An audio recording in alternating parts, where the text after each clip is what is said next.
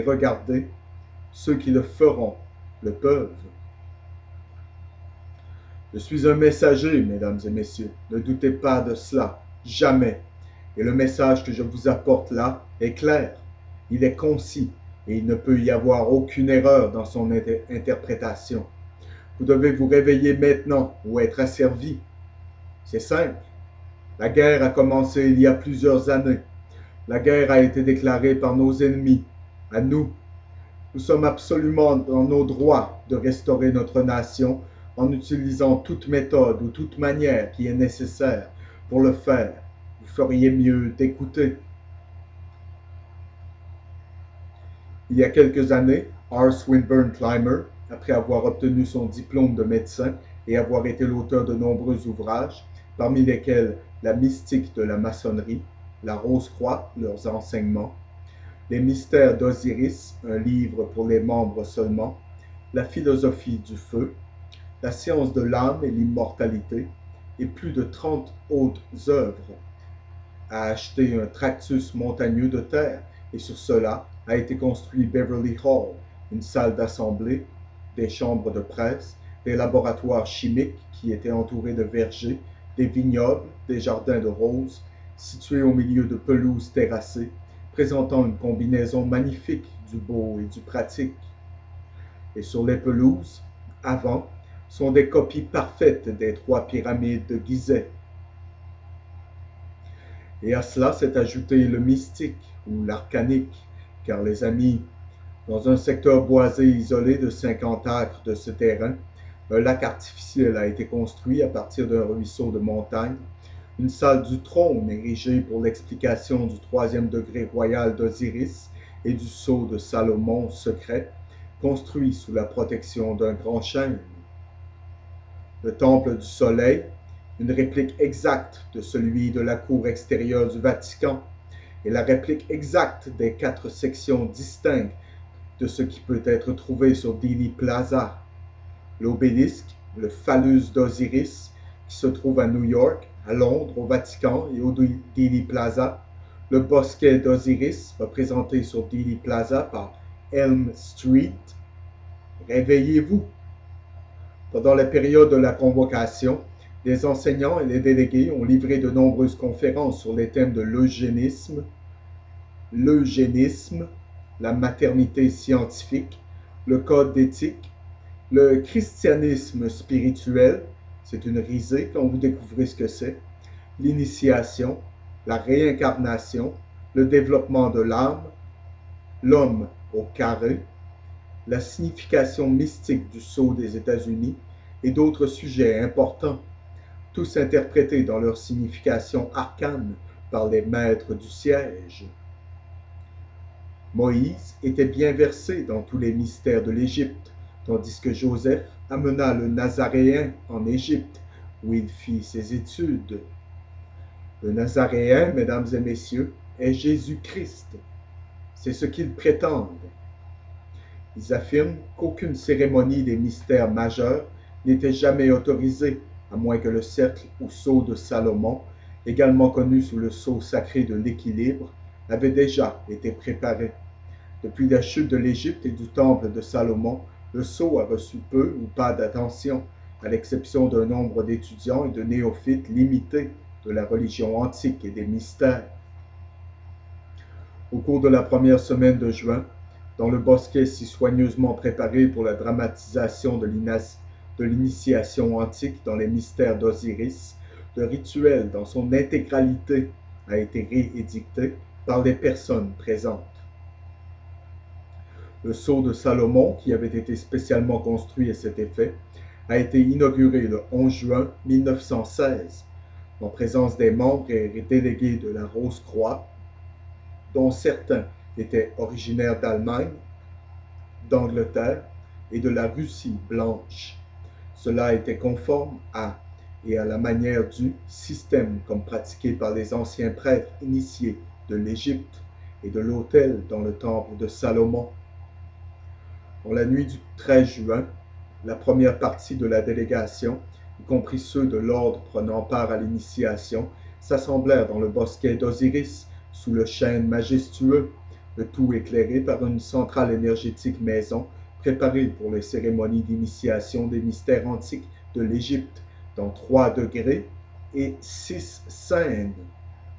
3 degrés et 6 scènes représentés par le nombre 18 ou 666. C'est le nombre d'un homme. Cet homme est l'homme illuminé qui a passé le labeur des 3 degrés en 6 actes.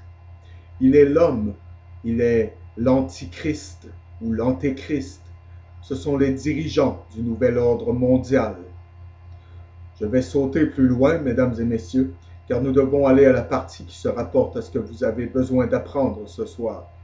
Et nous allons continuer, si nous ne terminons pas ce soir, et je peux vous garantir que nous n'allons pas le faire, nous finirons dans le futur. Nous allons continuer jusqu'à ce que nous finissions. Peu d'Américains de nos jours ont la moindre idée de la chance qu'ils ont et qu'ils vivent dans la plus grande, plus libre nation qui ait jamais existé, en dépit de ses nombreux défauts.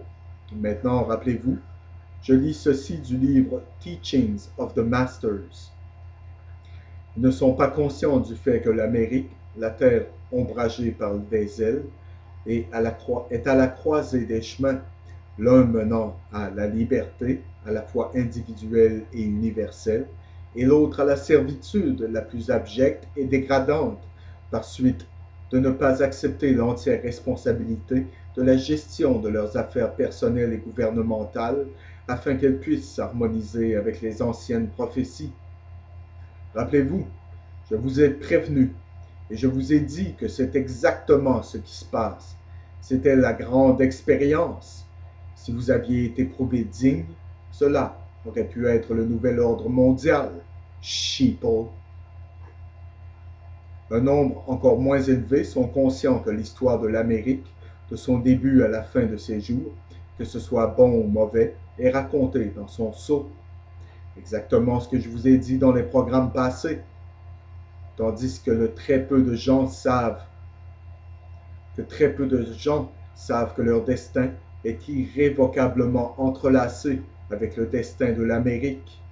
L'Amérique, la dernière chambre d'éprouvement pour les âmes humaines, et que, lorsque ce procès est terminé, soit le ciel ou l'enfer régnera en maître. Peu s'en soucient parce qu'ils ne pensent égoïstement qu'à eux.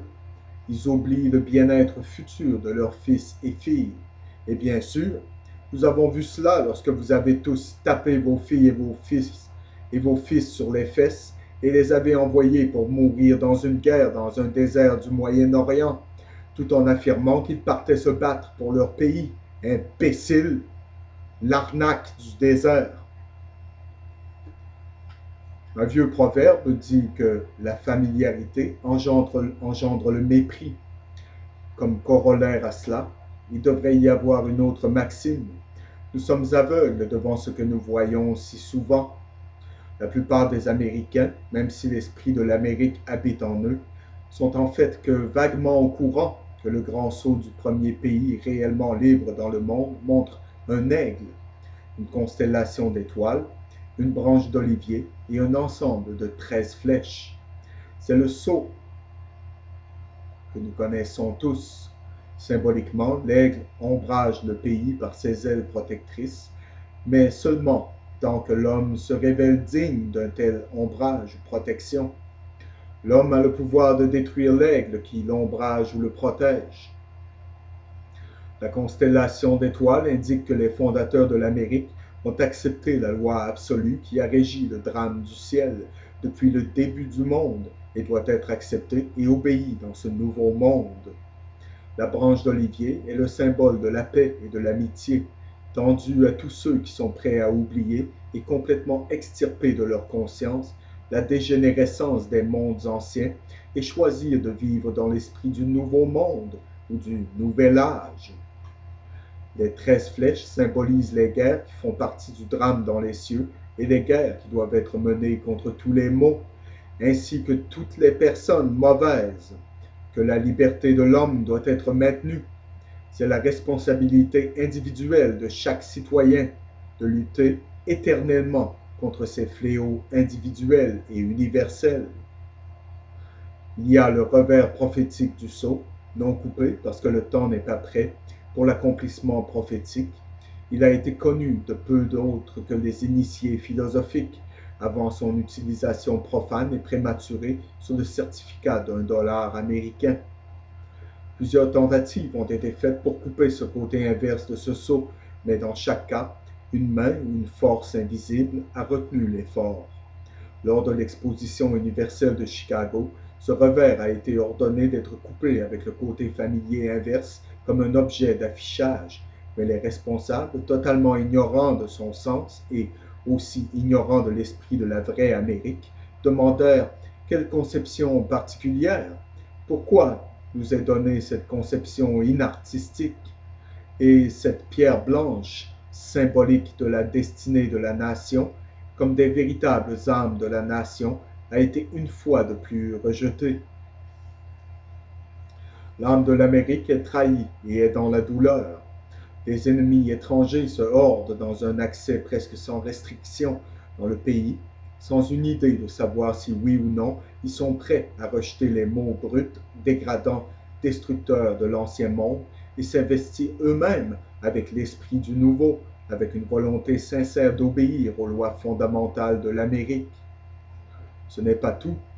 Il leur est proposé des hauts lieux, usurpant les droits et les privilèges de ceux plus susceptibles, nés américains entièrement, imprégnés du vrai esprit américain. Si vous avez des oreilles, vous pouvez entendre, et des yeux, et vous pouvez voir, vous allez commencer à comprendre ce que l'auteur dit en quelques paragraphes de plus, et vous serez surpris. Cela contribue à apporter la dégradation progressive de, de tout ce qui est vraiment américain, si bien que l'aigle dont les ailes ombragent l'Amérique croise progressivement ses ailes et retire la protection du ciel.